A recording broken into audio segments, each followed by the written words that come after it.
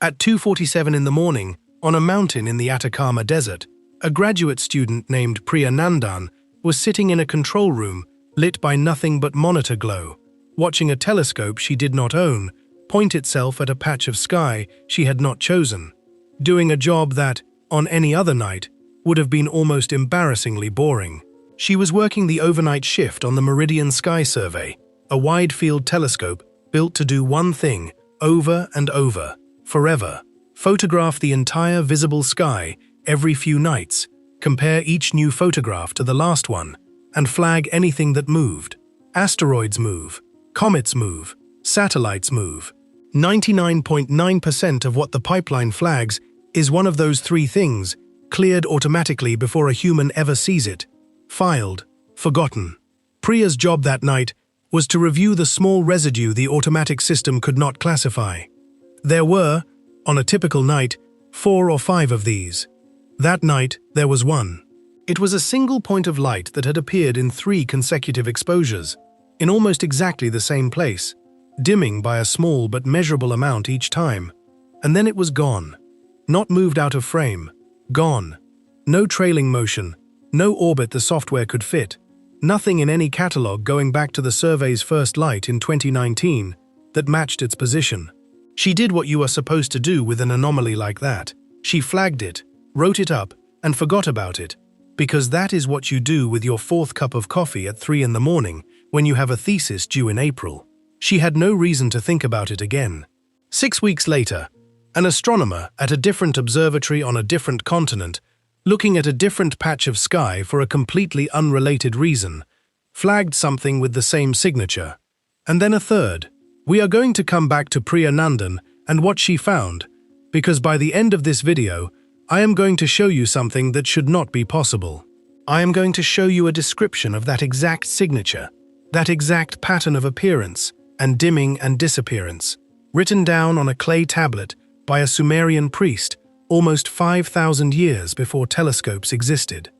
But to understand why that description matters, you first have to understand that it is not one tablet. It is 7. 7 separate fragments, excavated at different times, by different people, now held in different collections on different continents, most of them for over a century unaware that the others existed, because no one had ever laid all 7 side by side and read them as a set. Each of the 7 describes the same object using different language, different imagery, different emotional weight. The way 7 witnesses to the same event will each remember a different detail. One calls it a herald, one calls it a judge, one calls it a prison, one calls it a mother, one calls it a door, one calls it a wound, and the 7th, the strangest of them all, calls it a promise, and tells you exactly how you will know it when it returns. For the next 3 hours, we are going to go through all 7, one at a time, in the order the priests of Sumer apparently intended them to be read. We are going to look at where each one was found, what it says, and what happened to the people who tried to bring that information into the light.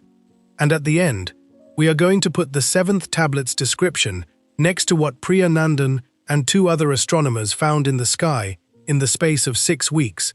and you are going to decide for yourself whether that is a coincidence. If any part of that sounds like something you need to see through to the end, hit subscribe now and turn on the bell, because this channel exists for exactly this kind of story, and we are not going to slow down. Chapter 1. The Fragment in the Wrong Drawer. The story of the first tablet does not begin with an archaeologist. It begins with a filing error.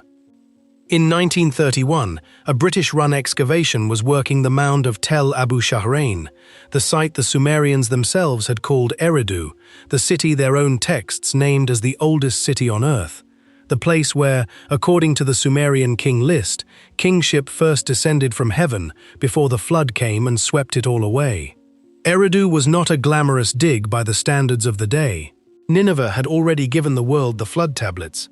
Had already given the world its royal tombs and their gold. Eridu, by comparison, was a low, wind-scoured mound of mud-brick temple platforms, rebuilt on top of each other so many times across 3,000 years of continuous religious use that the stratigraphy alone took a full season just to map. The dig was led by a field director named Marcus Whitfield Hale, a man who had trained under the great names of the previous generation, and who was, by the account of the men who worked under him, more interested in publishing quickly than digging carefully. It is not a flattering portrait, but it is the honest one, and it matters, because it explains what happened next. In the third week of the second season, a local foreman brought Whitfield Hale a basket of broken tablet fragments recovered from a refuse pit beneath the temple's oldest visible level, a pit that appeared to have been used, at some point in antiquity, to bury damaged or superseded texts rather than simply discard them, a practice known from a handful of other Sumerian sites and generally interpreted as a kind of reverence for the written word, even when the specific tablet was no longer needed. Most of what came out of that pit was exactly what you would expect: administrative records, ration lists, a handful of hymns so formulaic that a trained reader could finish the line before finishing the sentence. Whitfield Hale, working through the basket in the evening by lamplight with his site notebook open, catalogued each fragment with a brief description and a field number. Fragment 41, in his handwriting, which survives in the excavation archive, reads simply, "Broken. Both faces. Hymnic. Poor condition. Low priority." He was wrong on every count except broken. Fragment 41 did not receive a full transcription for 11 years. It sat, boxed with several hundred other low-priority fragments from the same season, first in a storage room in Baghdad, then, after being split off in a post-excavation division of finds between the host country and the sponsoring institution, in a drawer in a study collection in London that was, at the time, used primarily for teaching undergraduates how to read damaged cuneiform, precisely because the fragments in it were considered too broken and too unimportant to be worth protecting from student handling. It was in that drawer, in 1942, in the middle of a war that had emptied the museum's public galleries and sent its most valuable holdings into storage in a disused underground station for safekeeping, that a junior research assistant named Eleanor Voss picked up Fragment 41 because it was the object nearest to hand on a slow afternoon, and began, out of nothing more than habit, to copy the visible signs into her notebook. What she noticed first was not the content, it was the layout. Sumerian tablets, when they contain lists, mark the list divisions with a horizontal ruled line, a simple visual convention any trained reader recognizes instantly. Fragment 41 had 7 of them, not 6, not 8, 7 horizontal rulings, evenly spaced, dividing the surviving portion of the tablet into segments, several of which were too damaged to read in full, but whose structure was unmistakable. This was not a hymn. It was an enumerated list of exactly 7 items, and the opening line, which had survived largely intact, was an invocation to Enki, the god of wisdom, craft, and the deep fresh water beneath the earth, a god consistently associated, in the wider corpus of Sumerian literature, with the preservation of secret or dangerous knowledge, specifically because it was too dangerous to let the other gods destroy it. Voss brought her notebook to her supervisor, a senior epigrapher named Reginald Aldous Carswell, who had, by his own later account, initially assumed she had simply miscounted the rulings, a common enough error given wartime lighting conditions and the poor state of the fragment. He recounted them himself under a magnifying lamp. 7. He then did something that, on the surface, looks like careful scholarship, and that, in hindsight, given what came after, looks like something else. He removed Fragment 41 from the teaching collection, reassigned it a new accession number that broke the sequence, linking it back to Whitfield Hale's original field catalogue,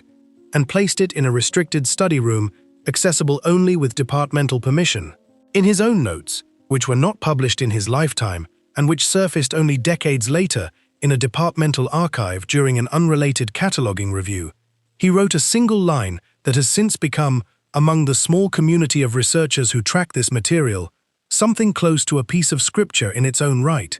If this is what I believe it to be, it should not have survived, and the fact that it has survived is not, I think, an accident. Carswell spent the next 4 years, alongside his ordinary teaching and cataloging duties, working on a translation of Fragment 41 that he never submitted for publication. We know the broad shape of what he found because his working notes, incomplete and heavily annotated with his own doubts, were eventually consulted by later researchers who had access to the restricted collection, and because a handful of specific phrases from his translation were quoted, without full attribution, in the marginalia of at least 2 later scholarly works on unrelated topics, suggesting that his notes circulated privately among a small circle of colleagues, even though the tablet itself never appeared in a published catalogue. What Carswell believed he had found was the first of the 7 fragments we are covering tonight. The tablet, the later reconstruction tradition would come to call, on the basis of its opening lines, the herald. The physical object itself, what survives of it, is a broken corner of grey-tan clay, roughly the size of a deck of playing cards, its surface pitted by millennia of groundwater contact and further damaged, ironically, by the very fire that in other cases preserved tablets by baking them, since this particular temple deposit appears to have been exposed to a much lower, more prolonged heat that left the clay soft enough to be gouged by root action over the centuries. Roughly 40% of the original surface survives. The opening invocation to Enki is intact. The first of the 7 listed items is substantially readable. Items 2 through 5 exist only as fragments of individual signs, not enough to reconstruct with confidence. Items 6 and 7, along with what appears to have been a closing colophon identifying the scribe, are entirely missing, broken away with the rest of the tablet, a piece that, as far as any published record shows, has never been recovered, despite the fact that the excavation records clearly indicate the refuse pit was fully cleared and its contents fully removed to storage. Where the missing 60% of fragment 41 is, no one has ever explained. What survives of item 1 is this. The invocation names Enki and asks him to remember what the sky forgets. Then it says, in a phrase that Carswell's notes render, with some hedging about the ambiguity of one key verb, as something close to the first sign, before the water came, was a second light that rose beside the light of day, and grew, and did not fall, and the wise ones who saw it knew the year of the water had begun to be counted. Carswell's notes flag the phrase, did not fall, as unusual. Sumerian astronomical and omen texts routinely describe celestial phenomena rising and setting in the normal course of the sky's motion. A light that rises and does not fall, in the vocabulary of the wider corpus, is a way of describing something that does not behave like an ordinary star or planet, something that stays visible or reappears, in a way that violates the expected rhythm of the sky. Carswell's private, unpublished conclusion, written in the margin of his own notebook in 1946, 3 years before his sudden retirement from the university, at the age of 44, was this: the scribe is not describing a myth, the scribe is describing an observation, and the scribe expects the reader to already know what he is talking about. He never explained in anything that survives why he retired so young, so suddenly, and so completely, cutting off contact with almost all of his former colleagues and declining, for the remaining 30 years of his life, every single request for an interview about his career. We will come back to fragment 41, The Herald, in chapter 3, when we look at its content in full, alongside what the other 6 tablets add to the picture it opens. But first you need to understand the world this text came from, and the specific vocabulary the Sumerians used to talk about the sky, because without it, everything that follows will sound like poetry when it is, in the reading the priests of Eridu apparently intended, something closer to a technical description. Chapter 2. What the Sumerians called the crossing star. To understand what the 7 tablets are describing, you have to set aside, for a moment, the picture of ancient sky religion that most of us grew up with. Gods as metaphors, constellations as bedtime stories, omens as primitive guesswork dressed up in poetic language. That picture is not wrong, exactly. Most Sumerian and later Babylonian skywatching was exactly that. Careful, patient, often quite accurate observation of ordinary celestial motion, wrapped in a religious framework that treated the regularity of the sky as evidence of divine order. The lists of omens that survive from later periods, the compendium known to modern scholars as Enuma Anu Enlil, are meticulous records of what happens in the sky and what it is believed to portend, compiled, and refined over more than 1,000 years.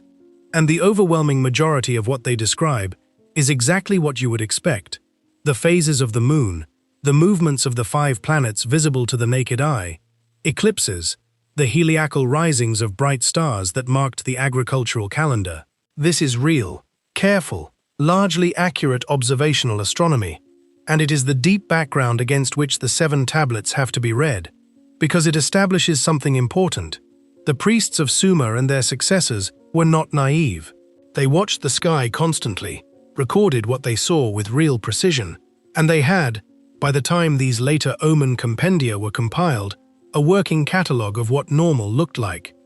which is what makes the vocabulary in the 7 tablets so unusual. Across the fragments Carswell and the later researchers we will meet in the coming chapters worked on, one term recurs with a consistency that stands out against the wider corpus.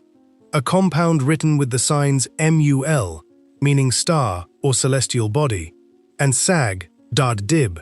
a combination that literally means something like the one that crosses in front, or the one that comes before the face. In ordinary astronomical usage, this kind of construction is applied to planets during a retrograde loop, when a planet appears to cross in front of the fixed stars along an unusual path. But in the 7 tablets, Mul Sag Dib is never used the way the planets are used elsewhere in the corpus. It is never listed alongside the 5 known planets in the standard sequences. It is never assigned a fixed period of visibility, of the kind Sumerian and Babylonian astronomers were extremely good at calculating for the objects they tracked regularly. Instead, it appears only in contexts of first appearance, of something new becoming visible after having been absent, of the sky's ordinary order being interrupted rather than continuing. There is a second piece of vocabulary that matters just as much, and it comes from the framing device that all 7 tablets appear to share, based on what survives of each. The idea of the flood as a dividing line in time, splitting history into a before, when certain kinds of knowledge were freely available to human beings, and an after, when that knowledge was deliberately restricted. This idea is not unique to these 7 fragments. It is central to the wider Sumerian flood tradition, most famously preserved in the story of Ziusudra, later retold as Utnapishtim in the Babylonian tradition, and eventually, by a chain of transmission scholars still debate the details of, as Noah. In the mainstream version of that story, the flood is a punishment, sent by the god Enlil because humanity had become too numerous and too noisy, and Enki, defying Enlil's decree of secrecy, warns one man and instructs him to build a boat.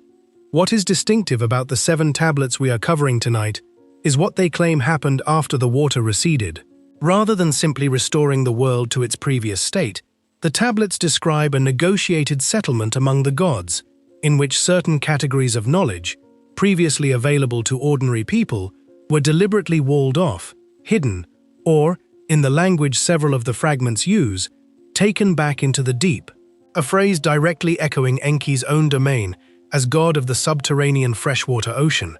as though the very knowledge that Enki once freely gave was, after the flood, returned to his keeping and made harder to reach.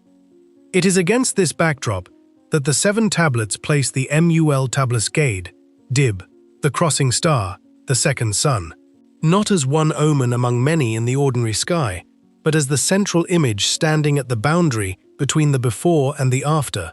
the thing whose appearance marked the beginning of the flood narrative and whose disappearance marked its aftermath, and whose eventual return, according to the 7th tablet, which we will reach in detail near the end of this video, is bound up with the undoing of whatever restriction was placed on human knowledge in the flood's wake. I want to be careful here, because this is exactly the point in a video like this where it becomes easy to overstate the case, and I would rather underclaim than overclaim. We do not have anything close to a complete text. We have 7 damaged fragments, several of them missing more than half their original surface, worked on across nearly a century by a small number of researchers, most of whom, as you are about to see, never published their full findings, which means that a significant part of what follows is reconstruction, informed, careful, cross-checked against the wider corpus of Sumerian literature wherever possible, but reconstruction nonetheless. I am telling you that plainly now, so that you can weigh everything that follows with that in mind. What I am not going to do is pretend to a certainty the material does not support. What I am going to do is show you exactly what each fragment says, exactly where the gaps are, and let you decide how the pieces fit together. With that said, let's go back to the fragments themselves, starting with the one you already know part of, the Herald, fragment 41, and the 6 that, according to the internal structure the tablets themselves establish, are meant to be read alongside it. Chapter 3. Tablet 1. The Herald, in full. We left fragment 41, the Herald, with Reginald Carswell in 1946, a man who had quietly pulled a tablet out of a teaching collection, spent 4 years translating it in private, written a note in his own hand, suggesting he believed it described a real observation rather than a myth, and then retired abruptly at 44 and never spoke publicly about his career again. To understand why that matters, you need to see the rest of what survives of the text he was working from. The tablet, as I described earlier, preserves roughly 40% of its original surface, the invocation to Enki, and a substantial portion of the first of what was originally 7 listed items, each divided by a horizontal ruling. We have already covered the opening lines of item 1, the description of a second light that rose beside the light of day and grew and did not fall. What Carswell's notes add, and what has since been confirmed by at least one later researcher working independently from photographs of the fragment taken before its disappearance from public access in the 1970s, a disappearance we will come to shortly, is the remainder of item 1's surviving text, which reads, "In the most conservative published reconstruction." And its color was not the color of any star known to the shepherds, and it did not move among the fixed stars as the wandering ones move. And for a full turning of the moon it grew brighter before it began to fade, and when it had faded to nothing, the water came.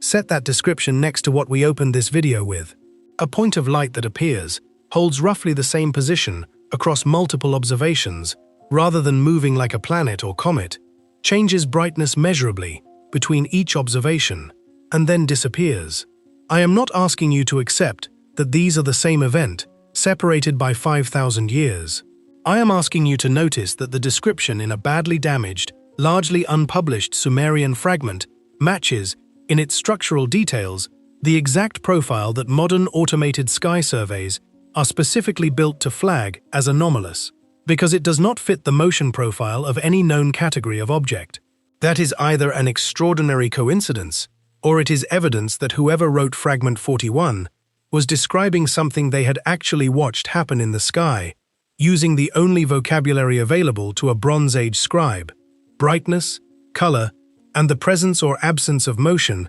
relative to the fixed stars.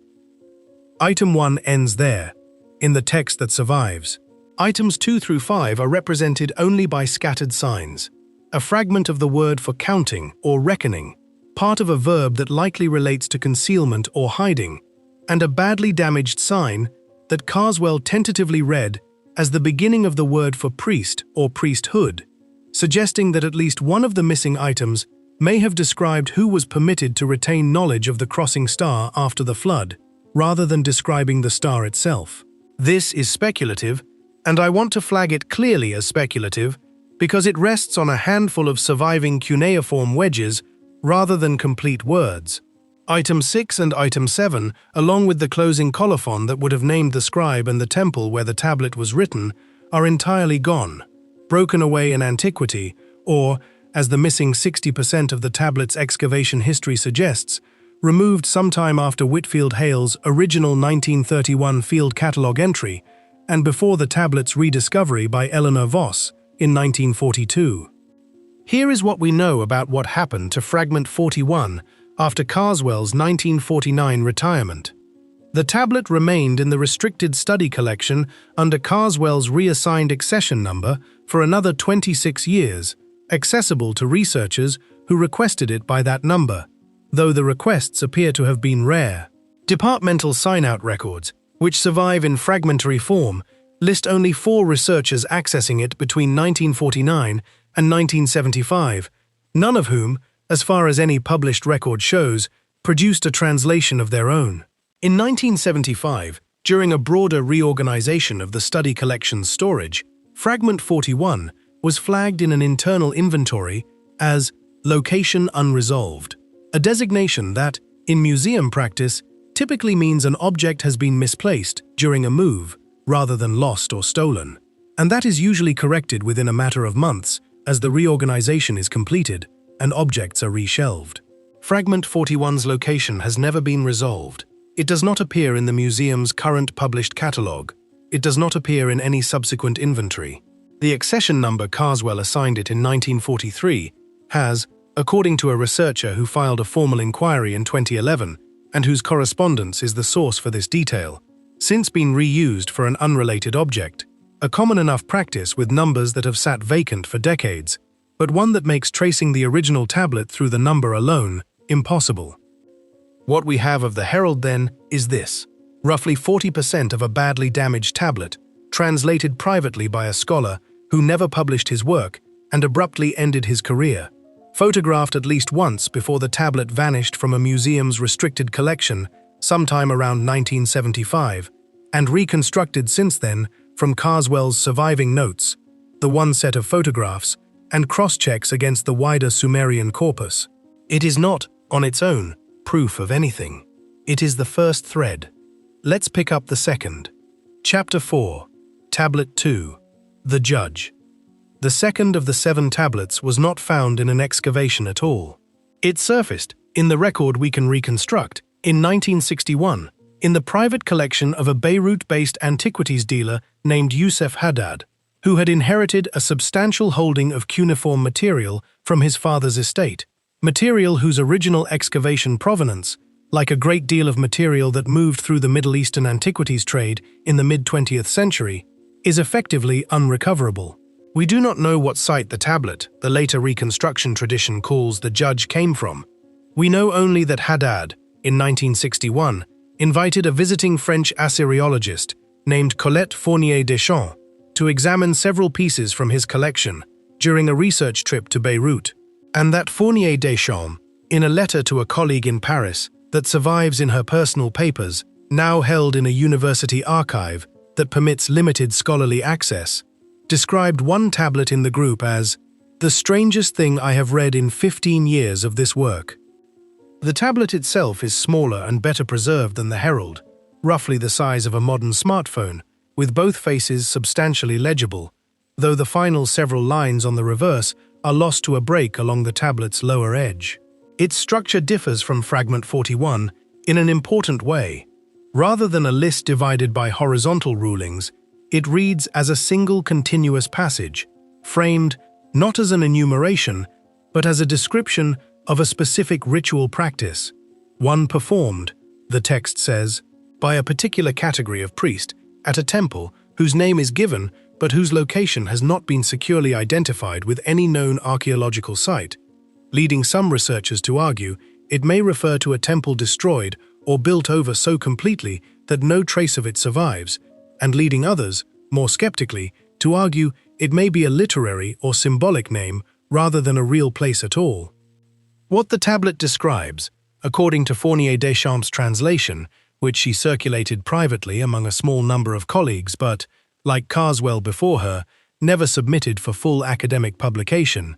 is a ceremony conducted at what the text calls the turning of the crossing star, performed by priests whose specific role was to observe the sky and to weigh, in a ritual sense, the fate of the community against the star's behavior. The text uses the imagery of scales and judgment throughout, describing the crossing star as watching the living and the dead of the city, and its brightness as somehow tied to a verdict rendered on the community's conduct. This is, on its face, exactly the kind of celestial ominous moral judgment language that appears throughout the wider Mesopotamian corpus, and Fournier Deschamps' early notes treat it, at first, as unremarkable, simply one more example of the broad and well-documented tradition linking sky phenomena to divine judgment on human affairs.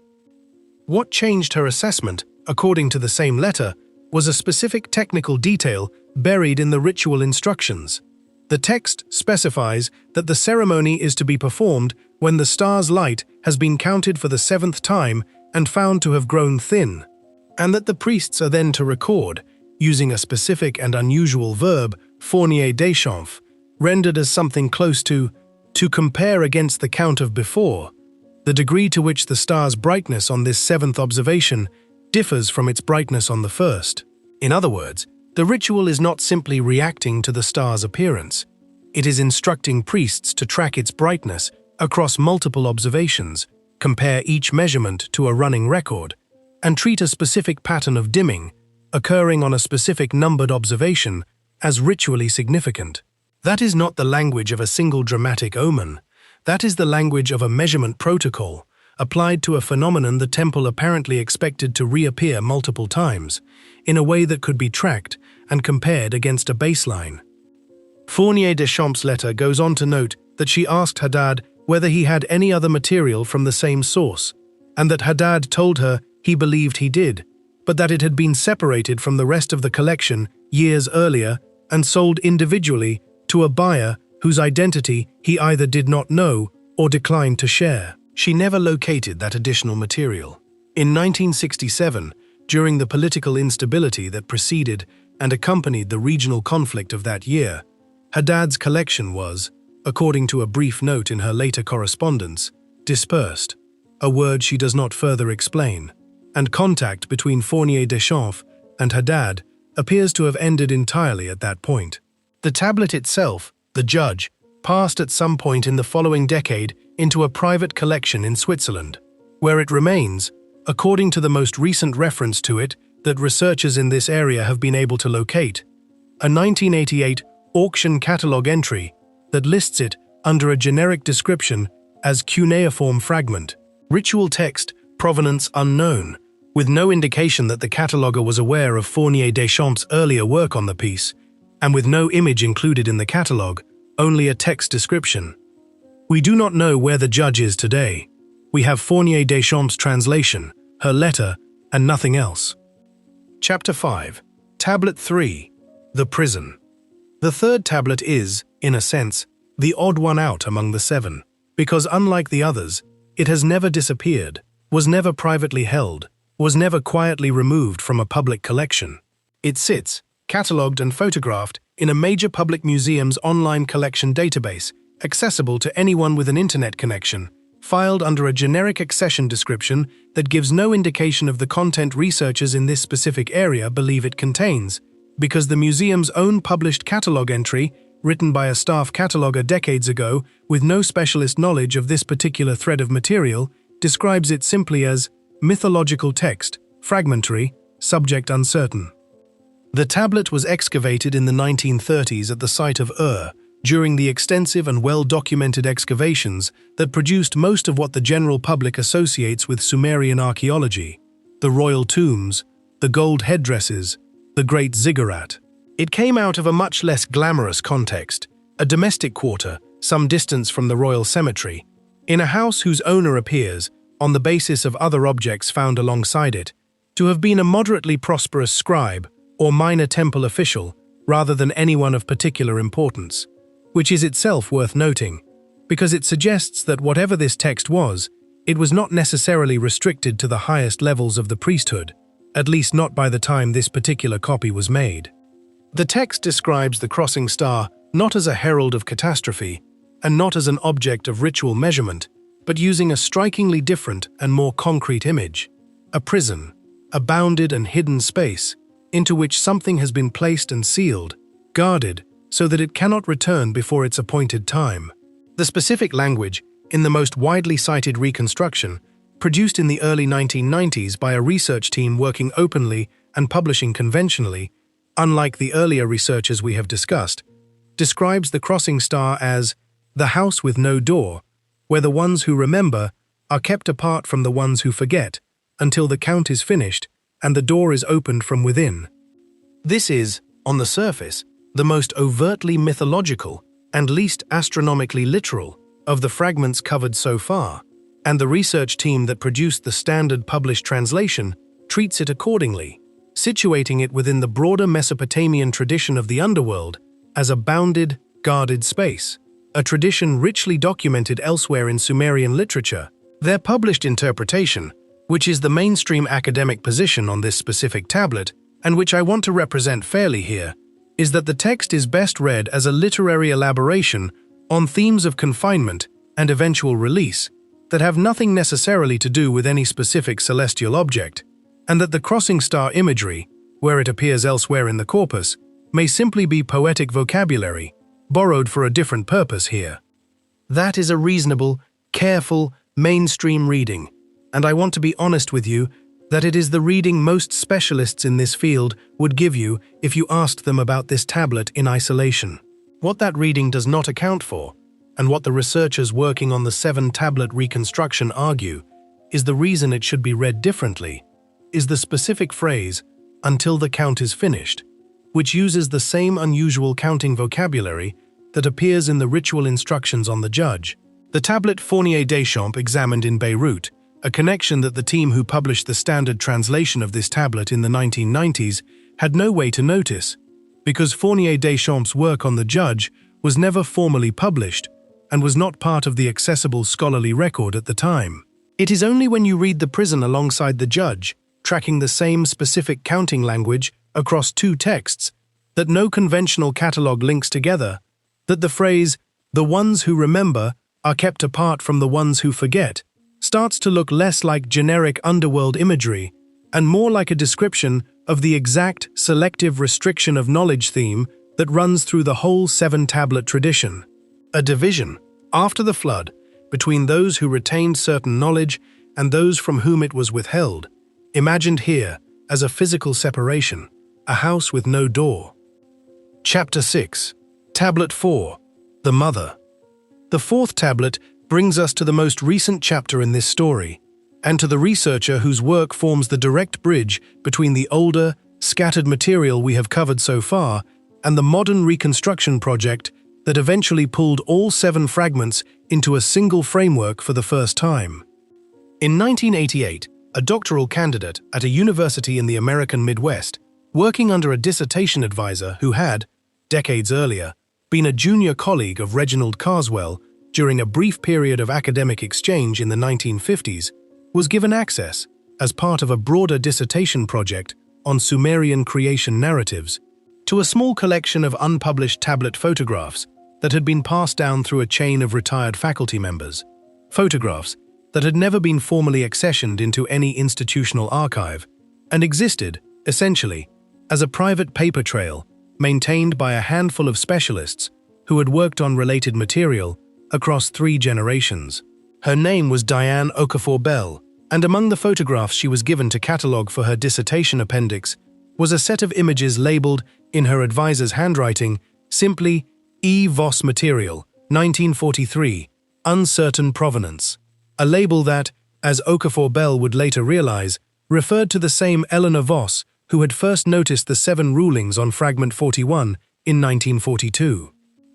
The photographs showed a tablet that was not Fragment 41 itself, but a second, smaller fragment, its content clearly related, opening with a badly damaged but partially legible reference to Enki, and containing, in its surviving portion, a passage describing the crossing star, not as a herald or a judge or a prison,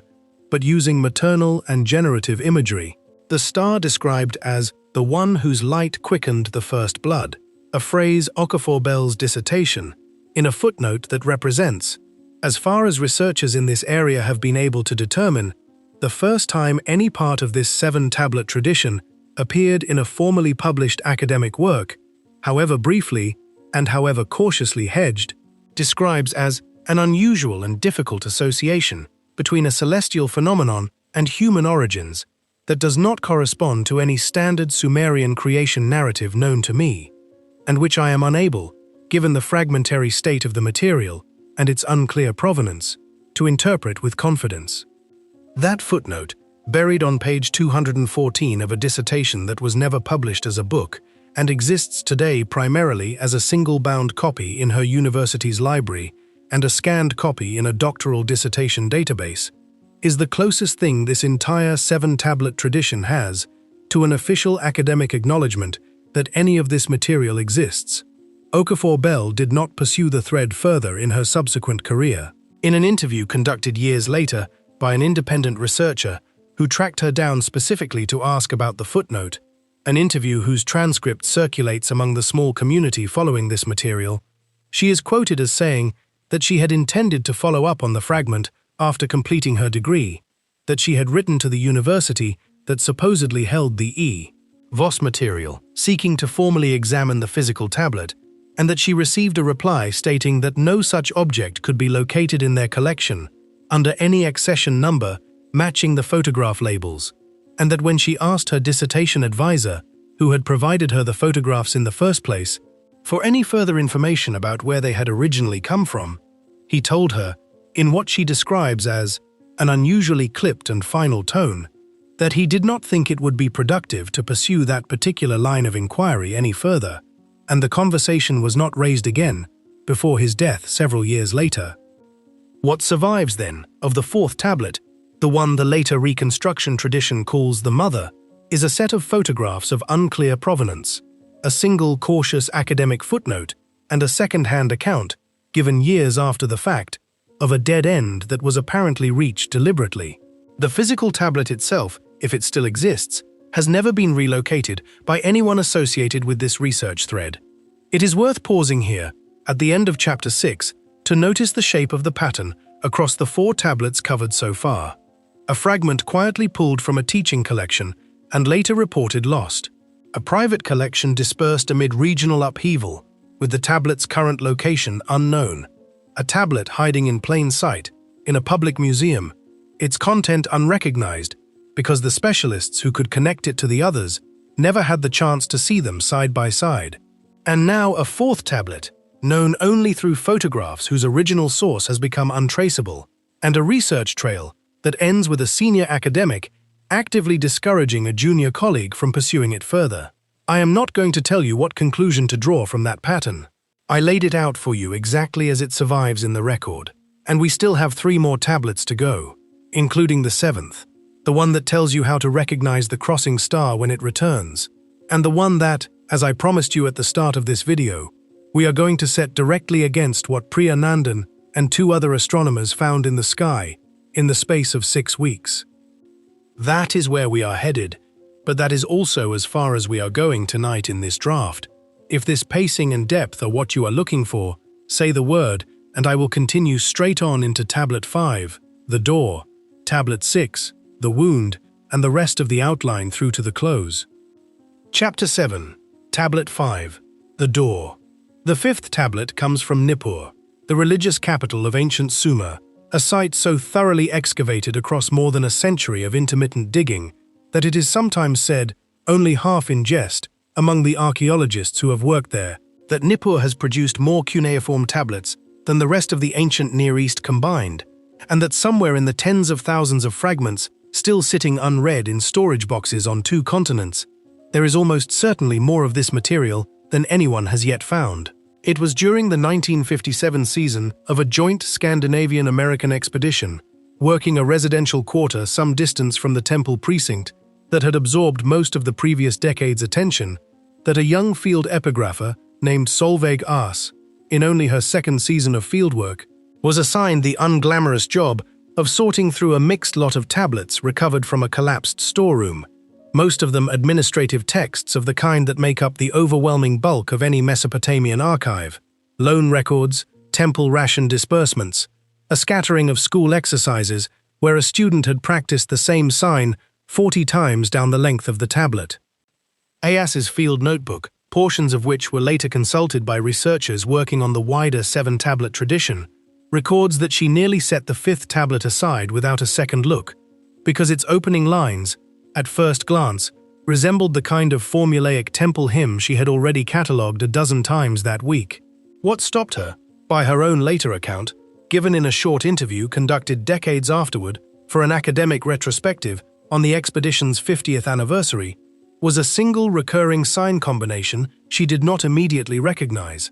A compound she initially read as an architectural term, something like gateway or threshold, used in a context that made no obvious sense next to it, because the surrounding text was not describing a building. It was describing a number.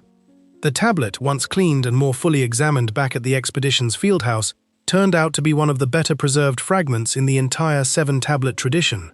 Roughly 70% of its original surface survives, missing only a corner of the lower edge and a narrow strip along one side where the clay had cracked along an old firing floor. Its structure is different again from the 4 tablets already covered. Rather than an enumerated list or a continuous ritual description, it reads as something closer to an arithmetic table wrapped in narrative language, counting forward from an unstated starting point through a sequence of what the text calls returns of the gate, each one separated by a fixed and repeated interval, toward a final return that the text treats as different in kind from all the ones before it, the one at which, in the tablet's own words, in the most widely circulated private reconstruction, the door that was shut in the time of the water will stand open, and what was kept apart will be counted together again. The counting itself is the detail that has drawn the most attention from the small number of researchers who have worked on this fragment. Sumerian and later Babylonian astronomy were, as we discussed earlier, extraordinarily good at exactly this kind of structured, repeated counting. The Babylonian Saros cycle, for predicting eclipses, developed centuries after this tablet was written, but built on a much older tradition of watching for repeating intervals in the sky, is one of the most sophisticated pieces of predictive science to survive from the ancient world,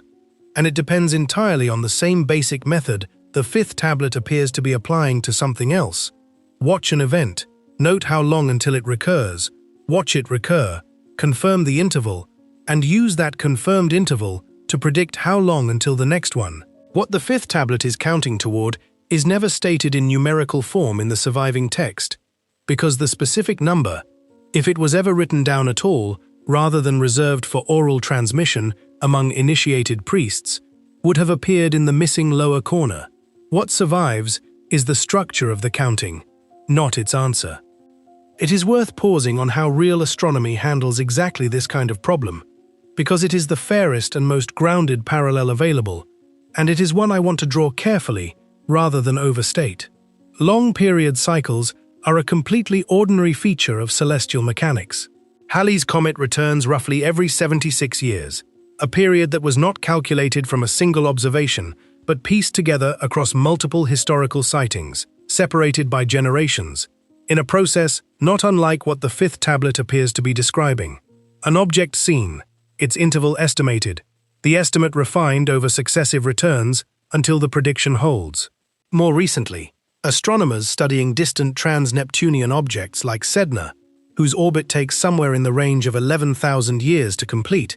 have had to build their understanding of its path from a vanishingly small arc of observed motion, extrapolated forward, using the same underlying orbital mechanics that govern everything from comets to exoplanets in binary systems. None of this proves that the 5th tablet is describing a real orbiting body with a real, calculable period. What it establishes is that the idea of tracking a long, slow, repeating celestial interval, confirming it across multiple human lifetimes, and using it to predict a distant future return, is not a modern invention grafted backward onto an ancient text. It is one of the oldest and most successful applications of careful, patient observation in the entire history of science, and the 5th tablet's counting structure fits that tradition far more comfortably than it fits the category of simple myth. The tablet's post-excavation history is, on paper, the most straightforward of the 7, and that straightforwardness is itself part of what makes its recent chapter worth mentioning. It was formally accessioned into the excavation's institutional collection in 1958, assigned a standard accession number, photographed as part of the routine post-season documentation every tablet from that expedition received, and shelved. It has never been reported lost, never been flagged as location unresolved, never passed through a private dealer's hands. For close to 60 years, it simply sat where it was supposed to sit, one fragment among tens of thousands, its content unrecognized because no one working at the institution that held it had reason to connect it to the other tablets in this tradition, most of which, as we have seen, existed only in private notes, unpublished dissertations, and photographs of unclear provenance that never crossed paths with a public museum's catalogue. That changed in 2019, when an independent researcher working from Diane Okafor-Bell's 1988 dissertation footnote and the scattered private correspondence connecting Carswell, Fournier-Deschamps, and the unpublished 1990s work on the prison tablet, submitted a formal research request to examine the fifth tablet in person, along with a written proposal to have it rephotographed under raking light and multispectral imaging, techniques that have become standard in cuneiform studies over the past 2 decades precisely because they can recover surface detail, so invisible to the naked eye, or to a conventional photograph, revealing incised strokes that have worn down to the point of being unreadable under ordinary lighting. The request was approved, and the researcher was granted access. What happened after that access was granted is where the fifth tablet's chapter takes its turn. According to the researcher's own account, given in a lengthy written statement circulated privately among a handful of colleagues rather than published formally, the initial examination went smoothly. The tablet was retrieved from storage, photographed under standard conditions, and made available for a first pass of study over the course of 2 days.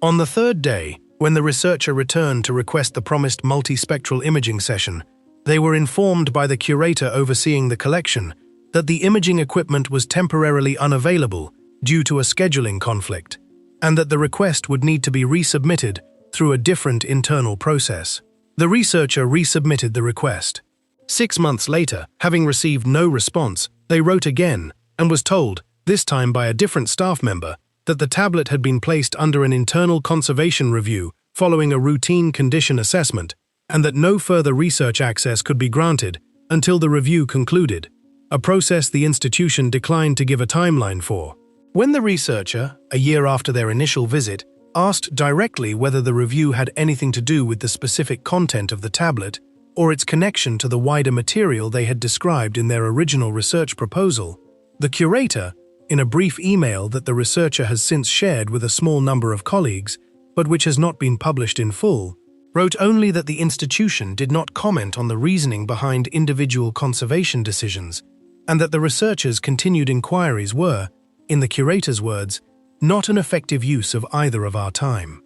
I want to be careful and fair about what this episode does and does not show. Museum conservation reviews are real, they are routine, and they are frequently opaque to outside researchers for entirely mundane reasons: staffing shortages, equipment maintenance, liability concerns around handling an aging object, or simply the ordinary bureaucratic friction of a large institution with more requests than capacity. It would be irresponsible of me to tell you that a delayed research request, on its own, proves anything at all. What I can tell you is that this is now the 5th time, across 5 tablets, that a researcher working seriously on this material has run into an institutional or personal wall at almost exactly the point where their work moved from private curiosity to something that might connect this fragment publicly to the others. Carswell retired abruptly and never spoke again.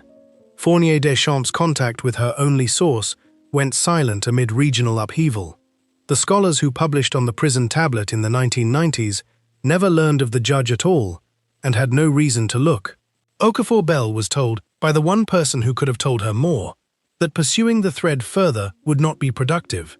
And now a researcher who did everything by the book, filed the right forms, made the reasonable request, has been waiting years for an imaging session that keeps not happening. You are welcome to read that as 5 unrelated instances of ordinary institutional friction. I am simply laying out, tablet by tablet, that the friction keeps happening at the same specific point in the process, and letting you decide for yourself what that pattern is worth.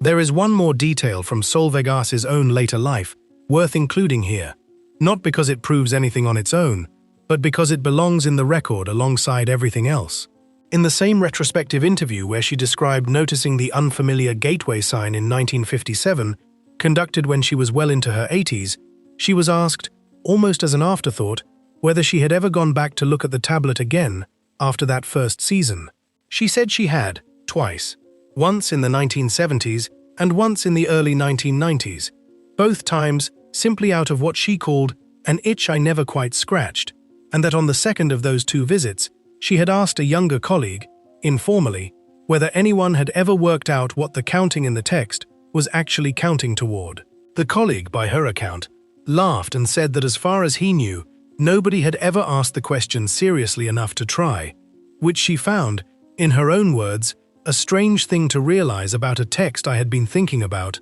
on and off, for 35 years. She never published anything further on the tablet herself. She said, when the interviewer pressed gently on why not, that it had simply never been her area, that she had moved on to other seasons, other sites, other tablets that were, in her words, easier to finish, and that she supposed someone else would eventually get around to it. As it turned out, someone did, but not until 2019, and not without the difficulty already described.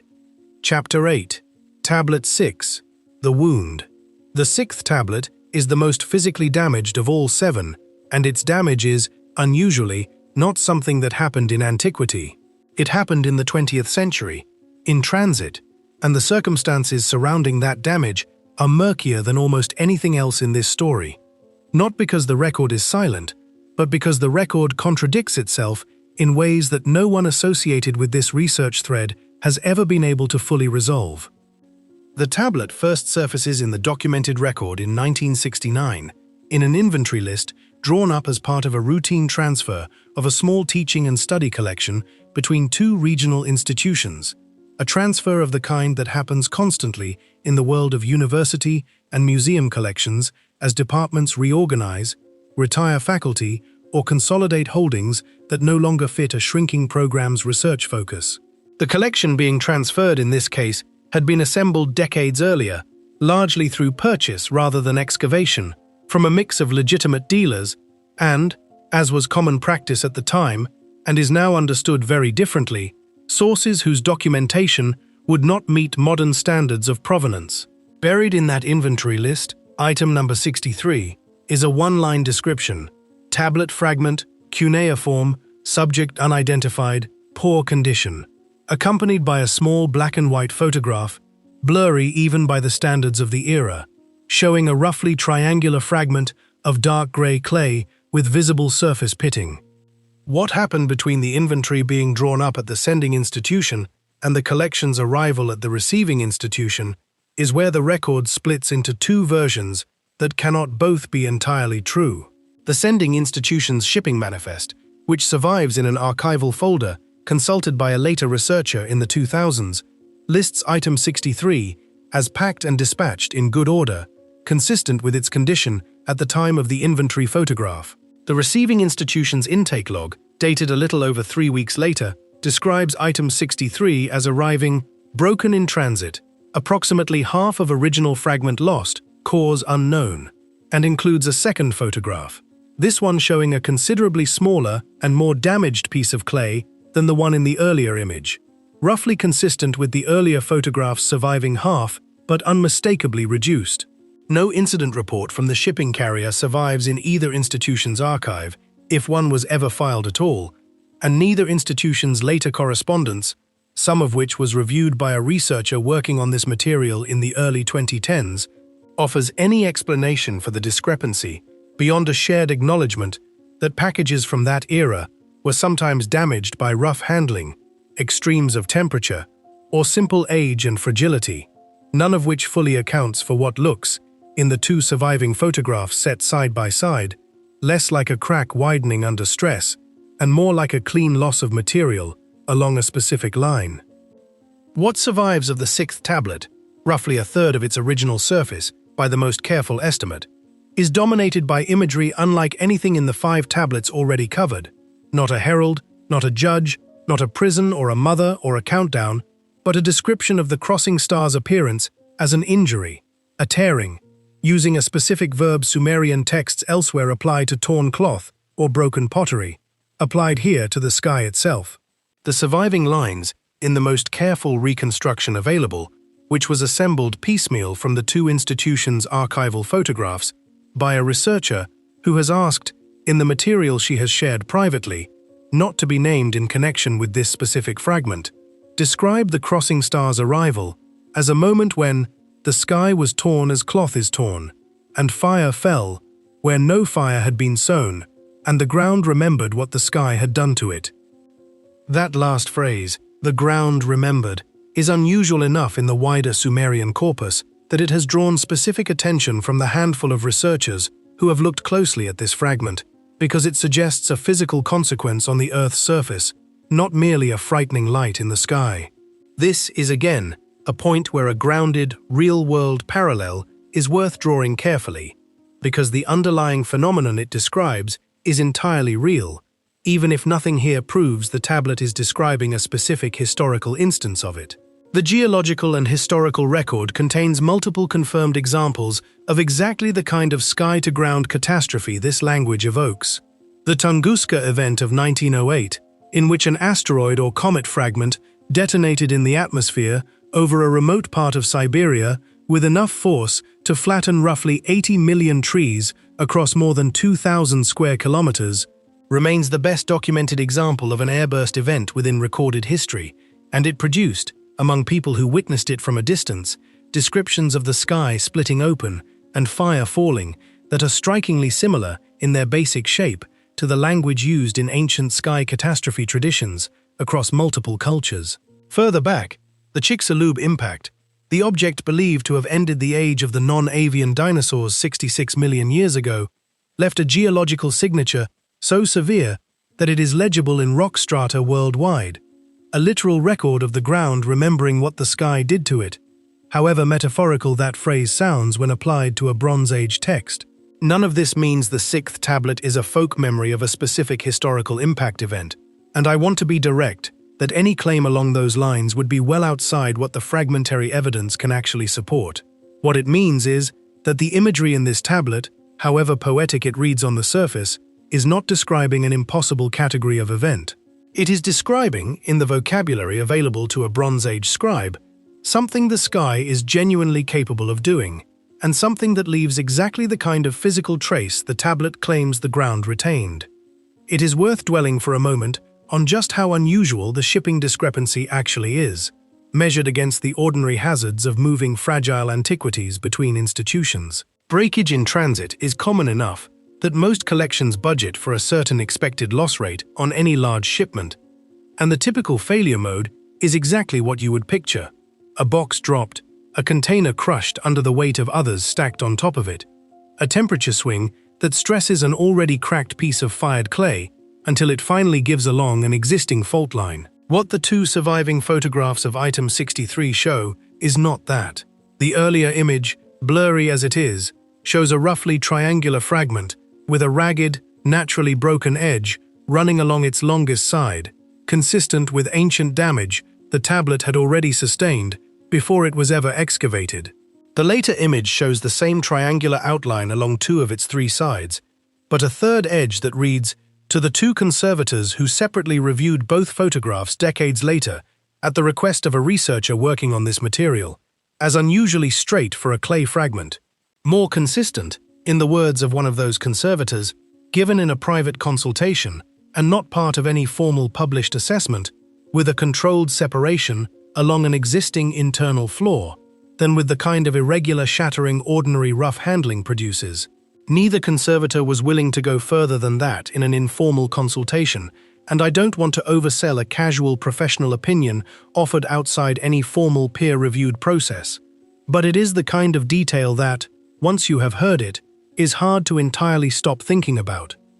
The sixth tablet's current location is, at the time of this video's research, listed by the receiving institution's most recent published catalogue as temporarily withdrawn from display pending further study, a phrase that, taken at face value, suggests active, ongoing scholarly attention. No published study has yet appeared. A written inquiry sent to the institution in the course of researching this video, asking simply whether any researcher currently held access to the fragment and whether a publication was in progress, received, after a delay of several weeks, a brief reply confirming that the object was, in the institution's words, part of an internal collections review, and declining to provide further detail or a projected timeline, a phrasing that will, by now, sound familiar. Chapter 9, Tablet 7, The Promise. Which brings us, finally, to the seventh tablet, the one every other fragment in this tradition seems to be quietly pointing toward, and the one whose recent re-examination is the direct reason we are able to make the comparison this entire video has been building toward. The seventh tablet has, In one sense, the least dramatic excavation story of the seven. It was recovered in the 1930s from a well-documented, thoroughly published excavation context at a site whose location is not in dispute, catalogued promptly and correctly by the excavation's own epigraphic team, and has sat, without interruption, in a major public collection ever since, fully accessioned, fully photographed, its accession number unchanged since the day it was assigned. If you wanted a single fact that argues against the idea of a coordinated, deliberate effort to suppress this material across a century, the seventh tablet's boringly uneventful custodial history is probably the strongest piece of evidence you could point to, and I want to give that fact its full weight rather than explain it away. For most of its documented existence, nothing unusual happened to it at all. It sat in a drawer, correctly labeled, waiting. What it was waiting for, as far as anyone associated with this research thread can determine, was simply the right reader, because for decades, the tablet's published catalogue description, written by a competent but non-specialist cataloguer working through a large backlog under ordinary institutional time pressure, described it in terms that gave no hint of its connection to the other 6 fragments. Omen text, fragmentary, subject partially obscure, a description accurate as far as it goes, and unhelpful in exactly the way that has let this material sit unrecognized in plain sight throughout this entire story. It was only in the past several years, as the private correspondence, unpublished notes, and scattered dissertation footnotes connecting the first 6 tablets began, for the first time, to be gathered into a single working file by researchers aware of each other's existence,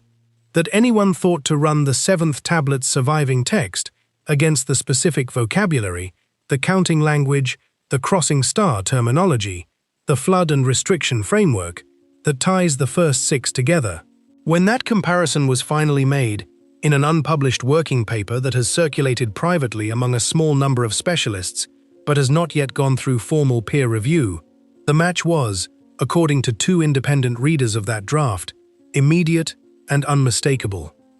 The 7th tablet is also, uniquely among the 7, framed not as a description of the crossing star's past appearances, but explicitly as instructions for recognizing its return. This is the detail that gives the tablet its name in the modern reconstruction tradition, the promise, where the herald describes what the crossing star looked like before the flood, and the door counts toward an unstated future return. The 7th tablet's surviving text, roughly 55% of the original surface, addresses its reader directly. In a grammatical construction, Sumerian texts use relatively rarely, one that shifts from the third-person narrative voice of the other fragments into something closer to direct instruction. When it comes again, you will know it by this, followed by a specific, structured description that reads less like poetry and more like a field guide.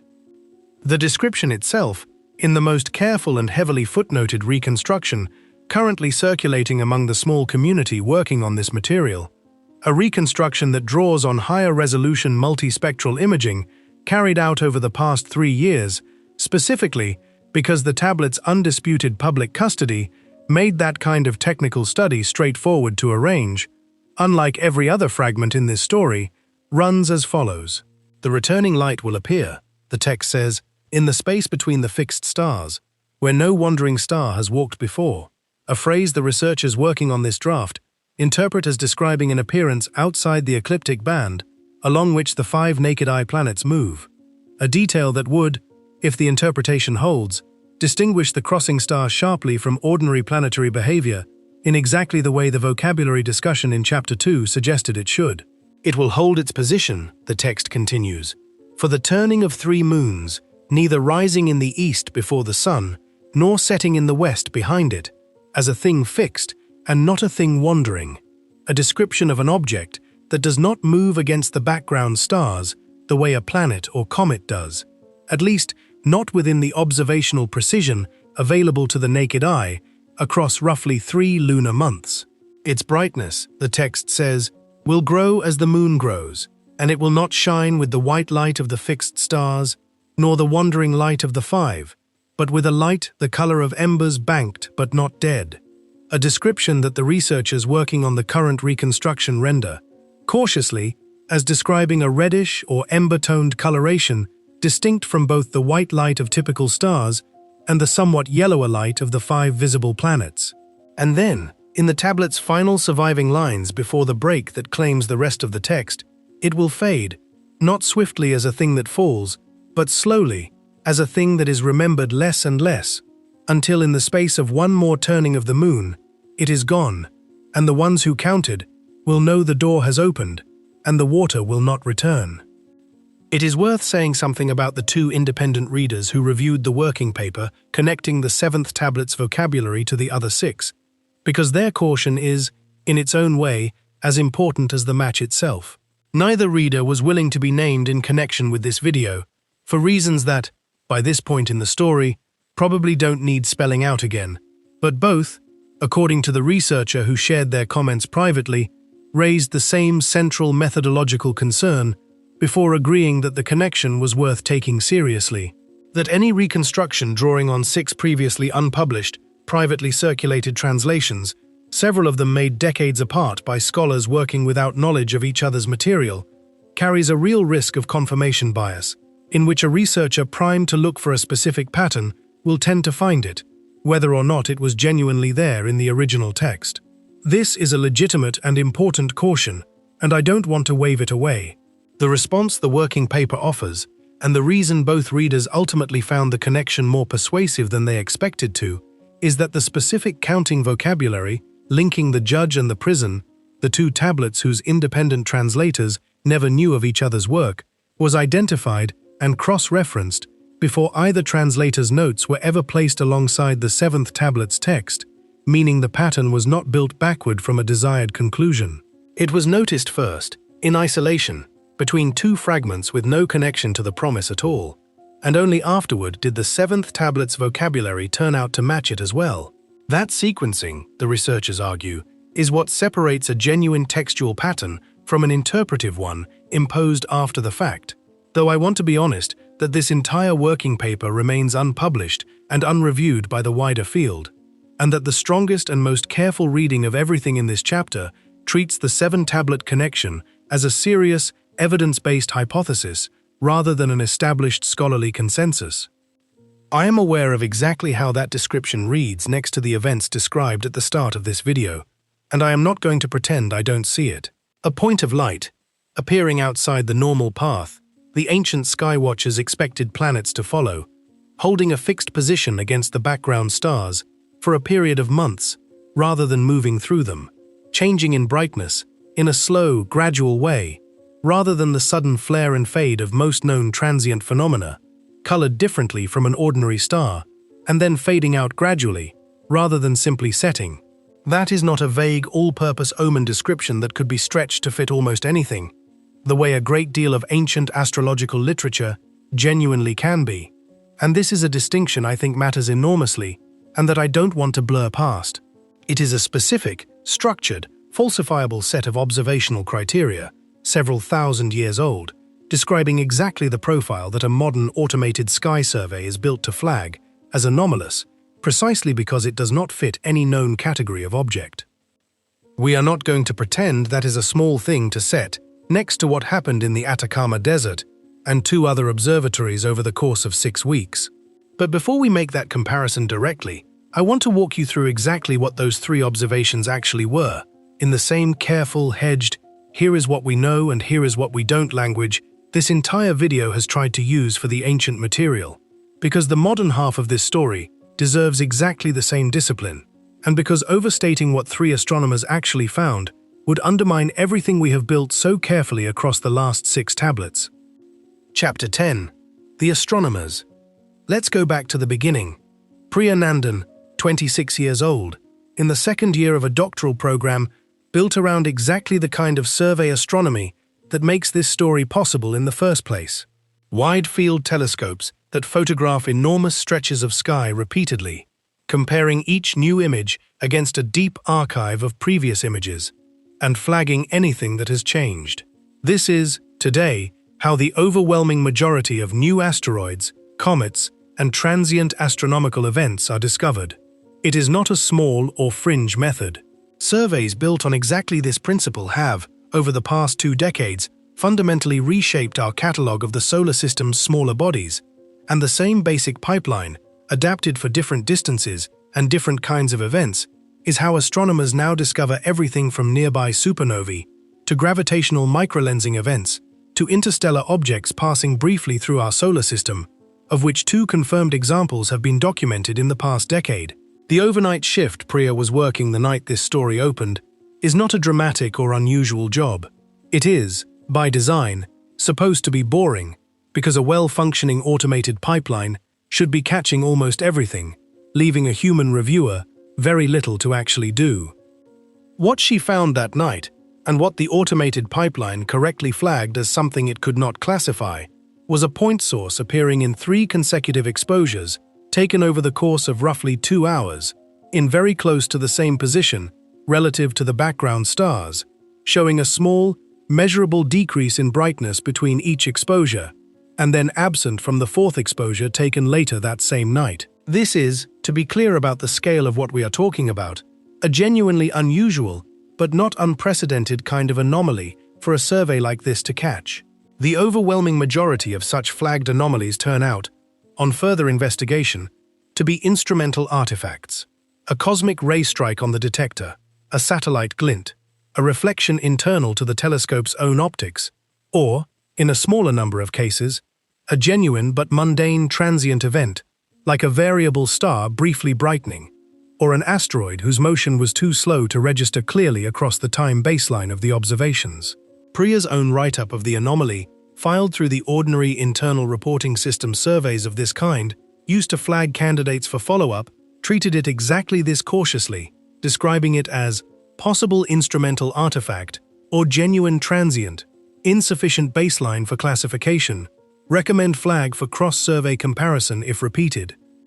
That recommendation is the detail that matters most for this story, because it is standard practice, and because it is exactly what allowed the 2nd and 3rd observations to be connected to the 1st at all. 6 weeks later, an astronomer working an entirely unrelated observing program at a separate facility, on a different continent, reviewing data from a different patch of sky for a completely different scientific purpose,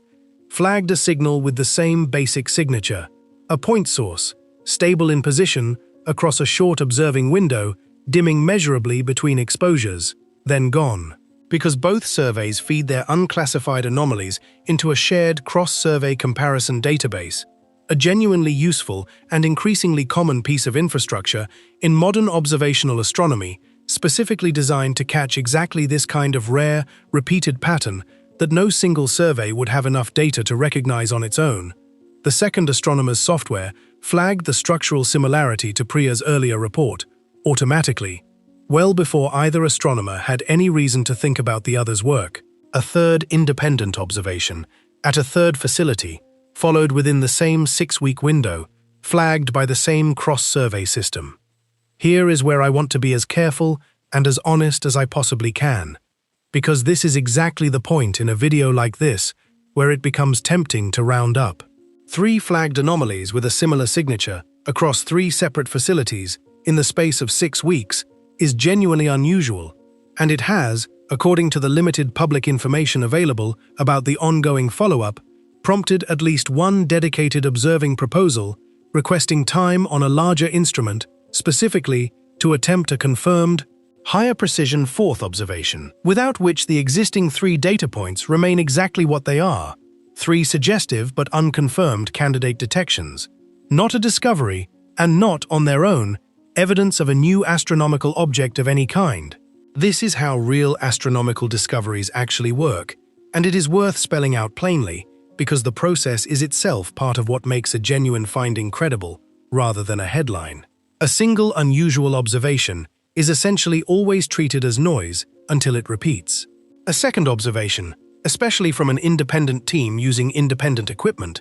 upgrades a candidate from noise to something worth dedicated follow-up time, which is expensive and competitively allocated, meaning astronomers do not request it lightly. A confirmed detection, the kind that eventually gets a name and a formal designation and a peer-reviewed paper, typically requires multiple further observations, precise measurement of the object's position and motion, across a much longer baseline than 3 scattered sightings in 6 weeks can provide, and independent verification by other teams working from the raw data rather than simply the initial report. The honest, currently accurate way to describe what Priya Nandan and her 2 colleagues at other facilities have found is this: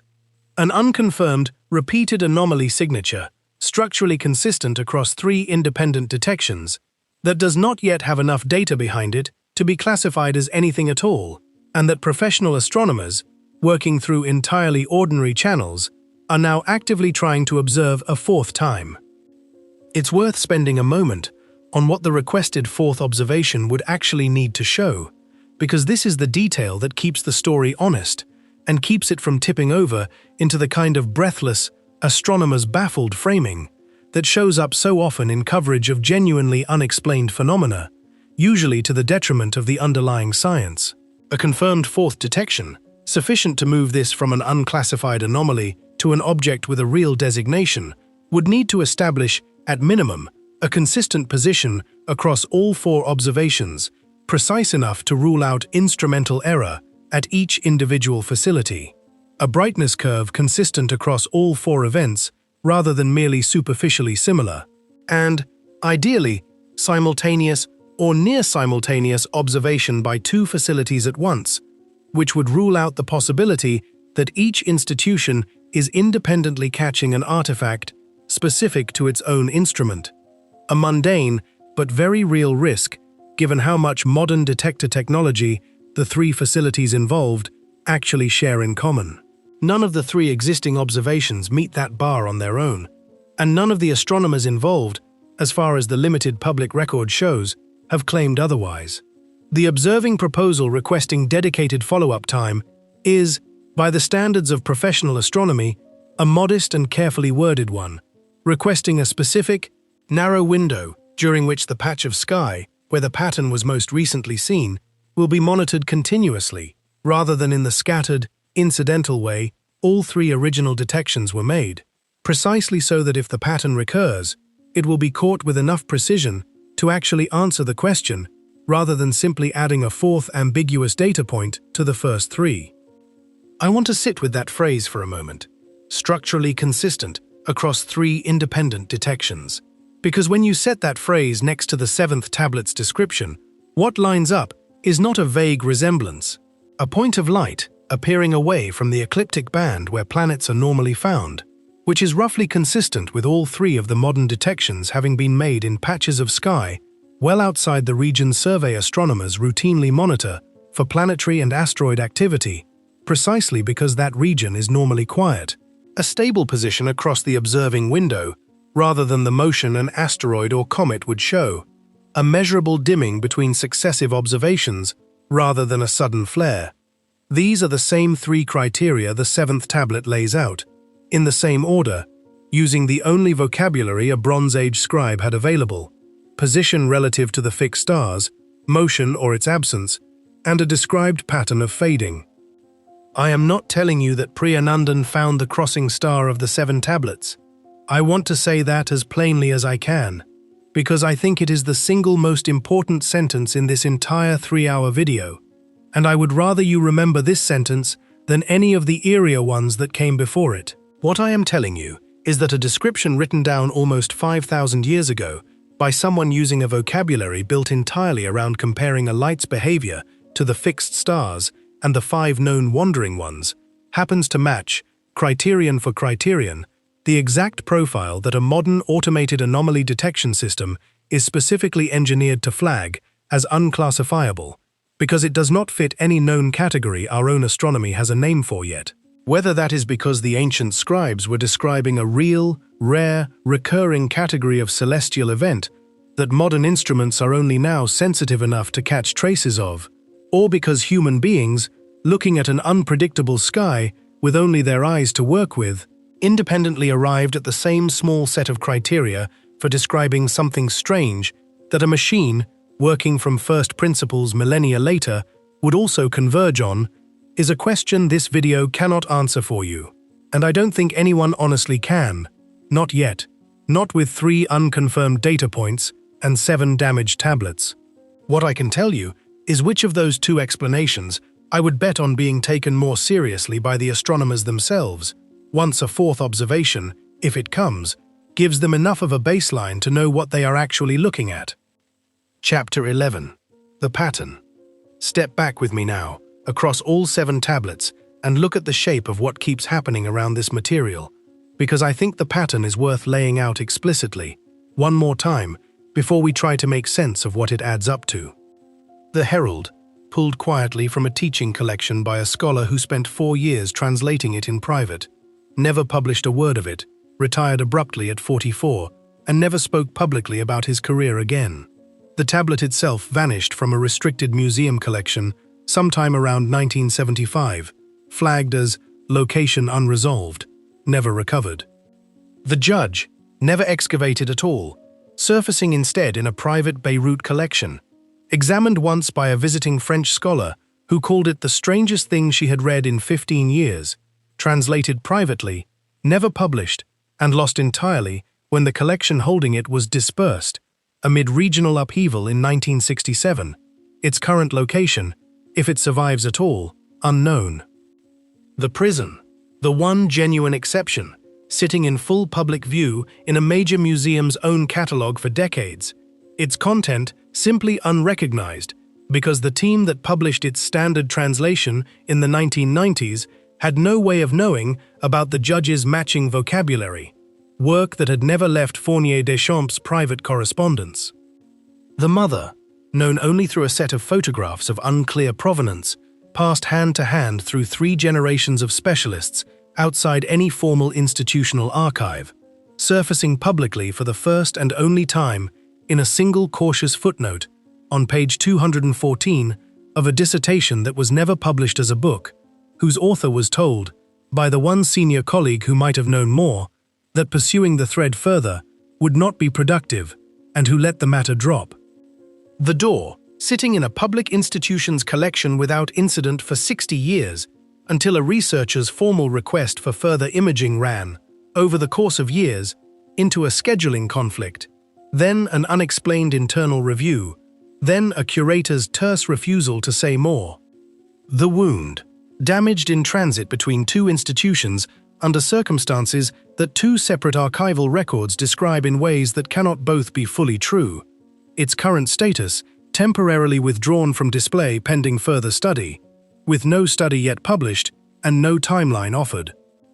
And The Promise, the one tablet whose custodial history is genuinely, boringly uneventful from the day of its excavation to the present, sitting correctly catalogued in plain public view for the better part of a century, unrecognized simply because no cataloguer had reason to connect its obscure subject matter to 6 other fragments scattered across 4 continents and multiple private collections, until the private correspondence finally started to converge. I want to be honest with you about what I think this pattern does and does not show,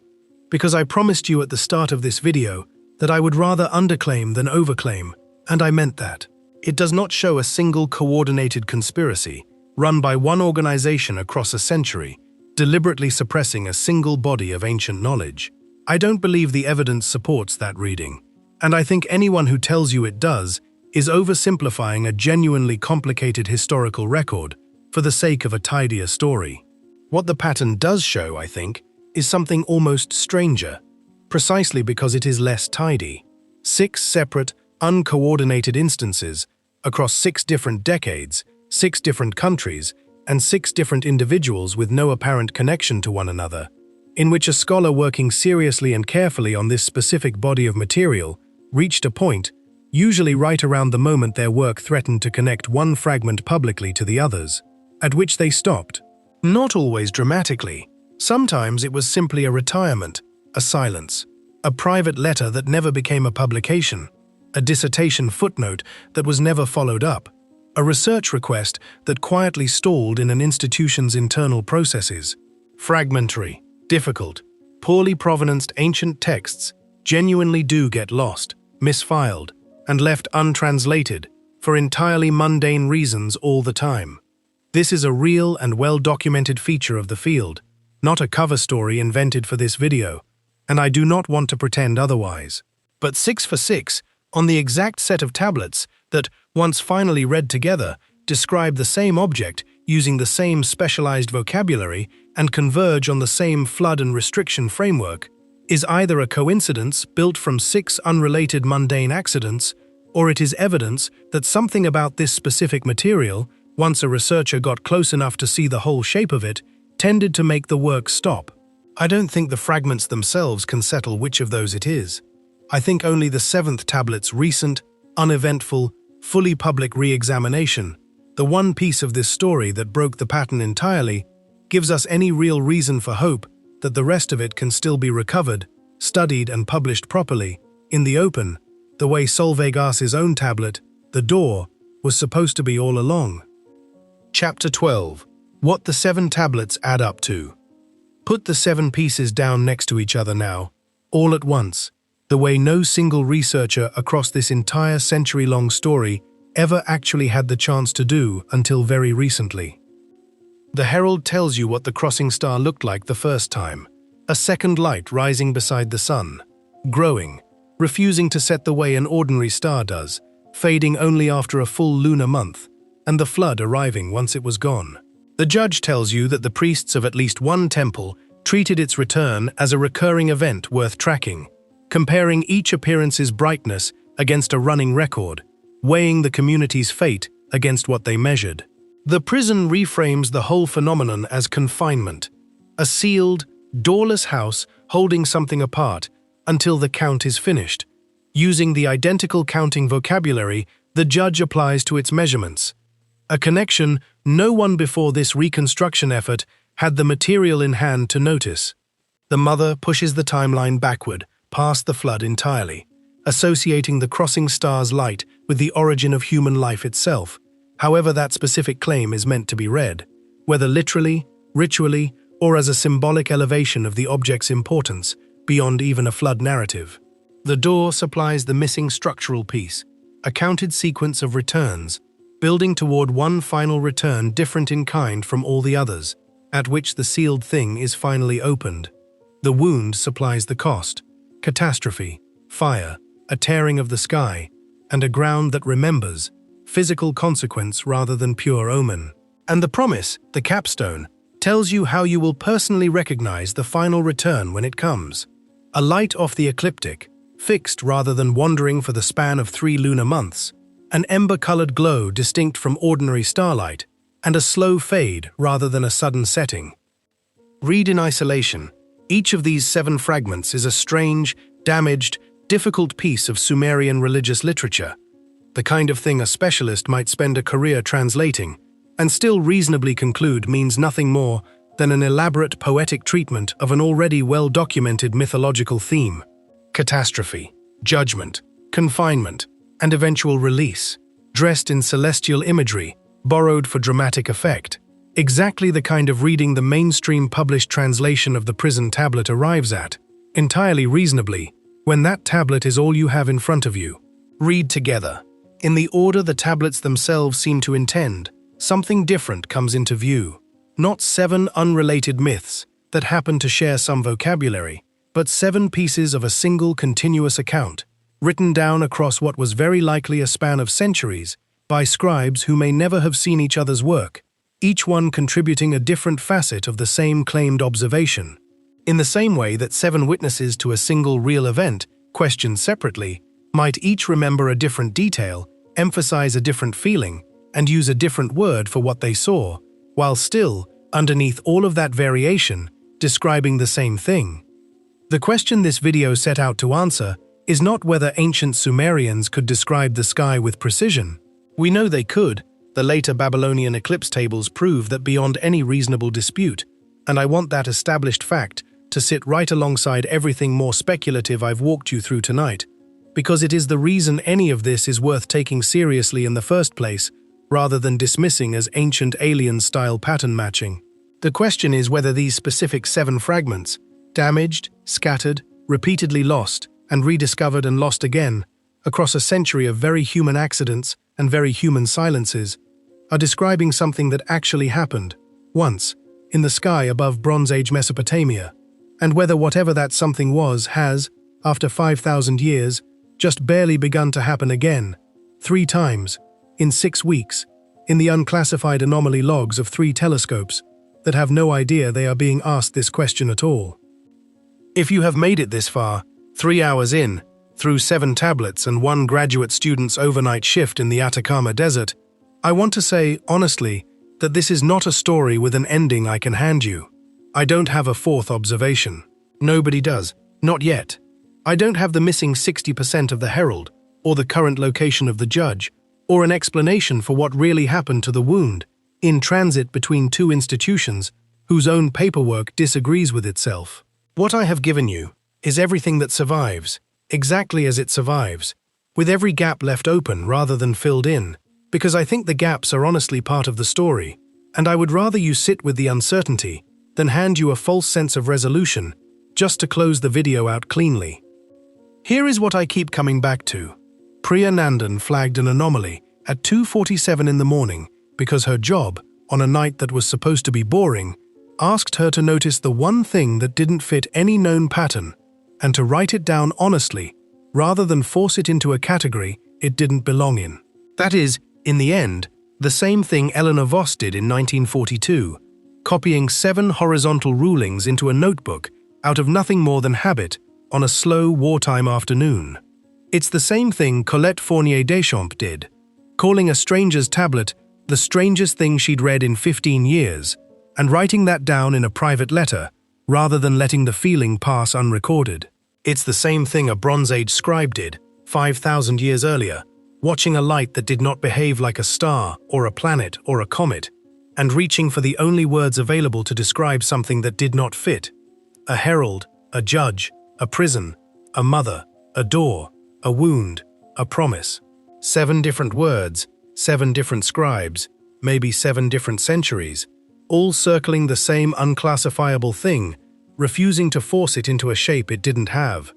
That, more than any single translated line, is what feels, to me, like the actual thread connecting a control room in the Atacama Desert to a mud-brick temple platform in Eridu. Not proof, not a confirmed discovery, just the same basic human impulse, shared across 5,000 years and both sides of a telescope, to notice the thing that doesn't fit, and to write it down anyway.